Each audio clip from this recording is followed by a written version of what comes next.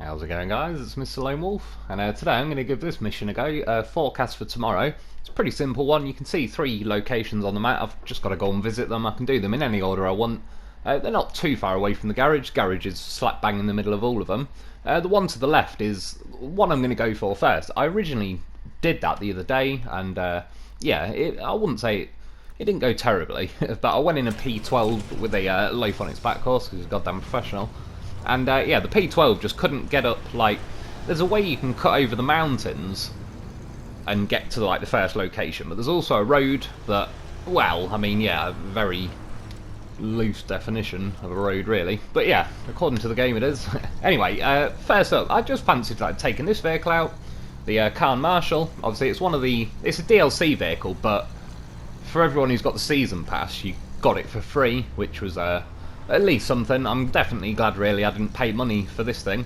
They've still nerfed it to where it's only got 40 litres of fuel, but I was just curious how it actually handled on this map, because in all honesty, I don't use it a hell of a lot, because it handles like a goddamn maniac, and it's mostly more hassle than it's worth. But in the high range, like just putting it in high range, it's not too bad. Like, it's not fast enough to where it is a maniac, but it wasn't terrible. I'll be honest though, in the muddy bits, it does bog down really bad, hence why I'm not even cutting across the muddy bit. I'm trying to like find the edges of the road. Yeah, I mean, it's one of them where in some situations it feels pretty good, and as far as vehicles go, this is one of the quicker vehicles in the game. It's just, yeah, not very practically fast, because it's just pulls from left to right and goes all over the place. But then yeah, in some situations you get like, again, muddy bits. You do go down to a few mile an hour, and particularly because this thing sits nice and tall. Like I said, I didn't even know until a month or so ago that these were the only wheels for it. I just always assumed that it came with these wheels, but you could go and put like chained on and all sorts. But no, you can't. You're stuck with like these balloon wheels. One thing I will say is pretty good for, I've mentioned before, is on Lake Covd, doing the Battle on the Ice mission, it's pretty good at not going through the ice. I've seen a few people saying with that Apache, that is one strong point of the Apache, it doesn't go through ice. But yeah, I don't think it's enough to justify it, but yeah, again, just to me that doesn't really look that realistic. Like, I think I'd be flying along a bit quicker than that. I'd say I did see earlier on YouTube, I just thought I'd mention it, because it doesn't really actually affect me particularly at the minute, at least anyway. But it might affect some of you guys. They've done an update on the PlayStation 4, it's like update 8.0 or whatever, and apparently, some people have said it's a little bit of a buggy update. I've not really found that myself, but apparently they've updated the party chat settings, whatever they are. Again, they don't really affect me because I don't really go online on a load of things, and if I do, I'm very rarely using my microphone or anything. Now they can record, like, you have to agree that they can record your voice chat in party chat, whatever that is, and in theory somebody else could, like, for the purposes of recording you and then reporting you to Sony for wrong speak, should we just put it that way. So yeah, sounds pretty sketchy, pretty dodgy, pretty scummy of them. I definitely think they should get rid of that, because, well, I mean, that opens up a whole load of things. It's like, some people are saying to argue it, like, don't say anything wrong and you'll be fine. The only problem with that argument is, in this day and age particularly, people getting offended by things. Somebody being offended is like subjective, not objective. So it's all well and good to say, oh, don't say anything bad and then you won't get in trouble or anything, but if I don't get to decide what I'm saying, or not, I don't get to decide if I don't get to define what I'm saying and somebody else gets to subjectively decide it's offensive or not, then I have no control over whether what I say is offensive, or nor does anybody else. So that's why traditionally, since the dawn of civilization, it's been customary that if somebody gets offended, it's like, oh well, be offended, like, it's not going to kill you, it's not going to hurt you or anything. Like, whatever happened to sticks and stones may break my bones, but names will never hurt me. Too many people are too goddamn sensitive these days. That's why I've never even got a Twitter account. Fuck yeah, now I wouldn't last 2 seconds on there. It'd take me longer to make the account than it would to get banned from it. So I'll just save myself and everybody else the hassle. But yeah, obviously I'm against that on principle with Sony. Other than the principle that I'm against it, but apparently there's no option to disagree with it, so it's kind of like, oh, you have to accept it to use those features. Which, in that case, I'd say, well, then you should offer the chance for a full refund, because if I bought, like, a BMW off BMW, and then 6 months later they said, oh, by the way, we're going to film you when you're in the car, and if you don't agree, we're not going to let your engine start, it'd be like, oh, okay, well, yeah, I'll have my money back then, thanks. And then they say no, it's like, yeah, that doesn't work like that, I'll rip your fucking camera out the car then, because, like, selling somebody a product, and then changing the definition and uses and so on of it after the fact is, yeah, pretty sneaky. Not good. Like I say, they're going the old Chinese communism route, it sounds like.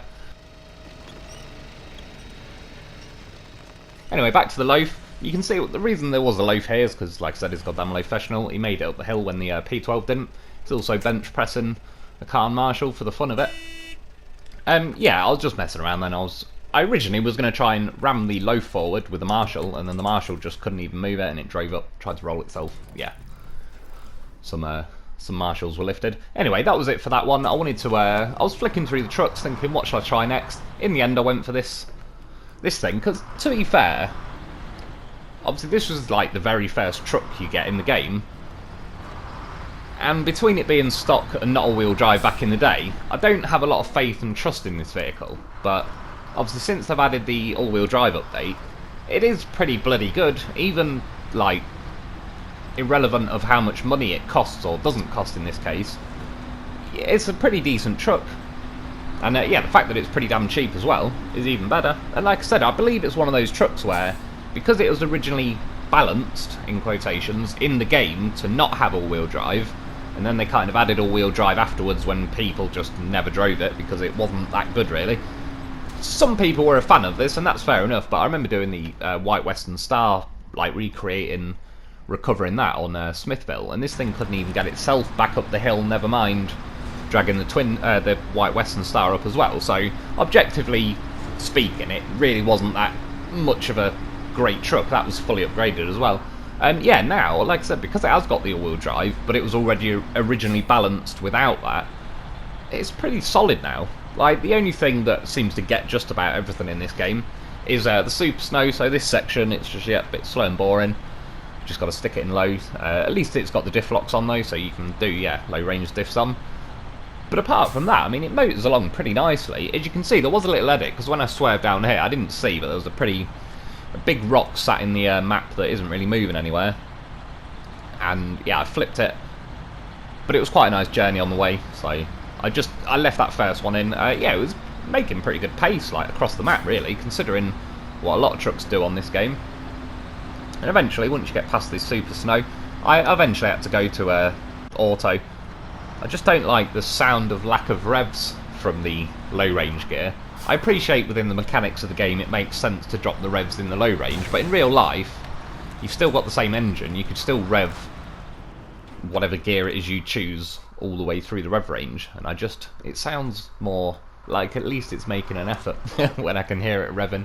When I can't, it's like, oh no, what are you doing, truck? Where's the rest of that throttle? So originally I could cut up the road and go this way, but to be honest, I had a quick sneaky peek on the map, and yeah, I was like, hell no. Cut across this lake if I can. Try my best not to delete the truck on the way, but yeah, this was a hell of a quicker way, like, sod driving down that road, because I remember it from last time, most of that road is super snow the whole way, and yeah, I'd barely be up the other side of the hill rejoining the road by now, let alone all the way down here. Probably would have took me, like, I don't know, 5 to 8 minutes or something, I guess, to get here. And yeah, sadly though, back to this side, bit of super snow. Little bush there.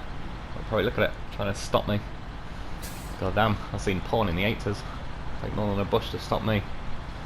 Do you know what's random? Like, this is a true story as well. When I was about 6, like, in the village I lived in, there was a brook, like a little stream thing, and one day, because it was raining like a hell of a lot, the thing burst its banks and all the rest of it. And I'm certainly not religious or anything, but the best proof someone could give me that God existed is that day, for no apparent reason, the burst river washed porn up onto the banks where I usually played, and it was on a straight section of river, so there was no logical reason for the porn to just jump out the water and land where I normally, yeah, head to this little stream and mess around. Like, well, at the time, it was normally a little stream, but it was fair to say it was a a bit of a beastly river by this point because of flooding. Like if I'd fell in, I would have been gone.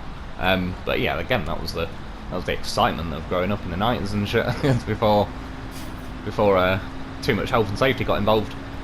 And yeah, this sounds worse than it is, so don't worry. But I had to kind of unstick the pages. Well, unstick is probably a bad way to explain it. The magazine or whatever it was soaked, so I had to kind of I had to part the pages. Well, I say had to. If I'm honest, I was a pretty willing participant in the situation. I wouldn't go as far as say had to, I wanted to. But, I mean, again, I was only 6. I didn't even know what I was looking at. I just like, oh, yeah, I don't know what that is, but turns out I like it. And, yeah, again, back then, put it this way, I thought I had to sweep a furry little creature off the page. It turns out the furry little creature was the page. Like, shit, I could barely see her upper thighs, never mind anything else. For all I know, she had like the upper legs of a minotaur. Not that it would have mattered really, if I'm honest, but yeah. The only difference between topless and full frontal back then was I think you got to see more leg when it was topless. It's pretty exciting time to be alive, really. Anyway, enough reminiscing about free porn that washed up on my shores. No euphemism intended. And yeah, I ended up taking this truck for the last trip of the journey. Again, it was doing pretty well. It did pretty well on the second head into the second marker, so I thought I'd give it a go. This section here is just a bit of a troll for everything. It probably will crawl very slowly through here, but with most trucks it's just quicker to stick a winch on and, yeah, get yourself to about this point. Although it is just wheel spinning at the minute. It's because I had it in high though, and I didn't have the, low range diffs on. Of course, goddamn horse of a vehicle up ahead. That was the one we abandoned yesterday, I believe, with the P16. He's just on watch. He's got his roof rack. He's ready to go. Got tactical insertion loafs all over the place. Yeah, when you get past that stupid little section there, though, you take a left. I actually thought in the end there'd be more to this little section here, like this watery bit that I'm coming up to, because 2 of the rocks to the left of where I'm going to drive past kind of look like some, yeah, off-road course, like it'd be, like you'd have to take a little scout and go climbing up and around there, but yeah, I mean, it's pretty cool that it's there, I suppose, but it doesn't really seem to be there for much reason. The old truck looked like it was twerking then or something, but at least it skipped over them rocks pretty nice. Yeah, those bits there, they're kind of like, you know, look like you'd have to drive over one and try and make it to the other side, unless they have plans for adding missions in the future, who knows. I went to go and try and hit that tree. I think I drifted sideways a bit, the arse end stepped out a bit more than I'd planned, and yeah, completely missed it by a mile. Flew off the rocks. Fortunately, it got out of there though. They have, again, sort of multiple people have said in the comments, which is true, whoever was in charge of rocks on this map needs to calm the fuck down. There was loads of rocks even in that water, underwater and all sorts. Like, I mean, that guy earned his bonus, I'll give him that. And at this point, it was really like, oh god, don't do it to me now, GMC. I was an hour and I was thinking, shall I recover it and bring something else? But in all honesty, I've been up here in the Voronggrad, the Dolphin. What else? I brought quite a few things up here. I can't remember what else. I think the F750. Yeah, this is just a seriously super snow section. There is little patches of the road where it kind of relaxes a little bit, but yeah, as you can see, it's a bit painfully slow. Again, I had to just go back to water. I couldn't stand not hearing the engine revving or doing anything. And yeah, once I got past that section, it's going a little bit better now. It'll do. But still, I do think overall this truck is a very solid truck, especially for the money. And there's quite a lot of people who probably would have sold this at some point. Because yeah, it isn't really that good. The Fleet Star had beat it pretty well. I remember someone said ages ago, and it was very true. I had practically the same experience where they said they were using this truck and enjoying it until they got stuck on a banana peel one day and couldn't even drive off. And it was like, yeah, I got stuck not even down a hill or sunk in the mud. I just one side of my rear tyres went onto the mud near the petrol station in Black River, and I just couldn't even drive off it. And it was like, what? It doesn't even make sense. Like, a vehicle with fucking one-wheel drive would make it off at that point. So yeah, it just completely put me off it, really. But honestly, it is worth grabbing now. Especially like Imandra is a bit iffy. Oh yeah, there is as well. I'm pretty damn sure of this because there's a few people said it now in the comments. It's kind of a shame, but apparently they're not going to be adding mods when they add Phase 2.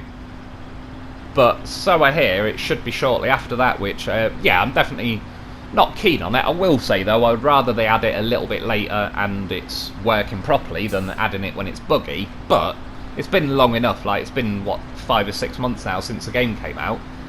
The only kind of light at the end of the tunnel, the silver lining to the cloud or whatever, I'm only looking on the bright side of things for my own sanity. I'm not trying to defend them or anything.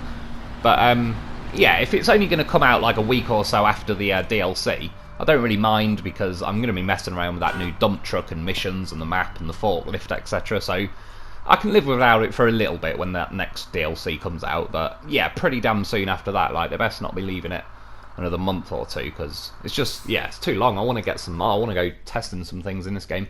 Yeah, that's about it for today, though. I nearly took that out, but it's just the mud tyres weighed through everything so bad that I just, yeah, wasn't even worth it. Just quickly before I go, I just noticed that they've now updated the axle on this thing. If I remember correctly, when you change it to all-wheel drive, it was just like a diff lock stuck on that old unpowered version of the axle, but they've actually sorted that. Anyway, yeah, that's about it for today. I hope you've enjoyed. Thanks for watching, and I'll be back soon.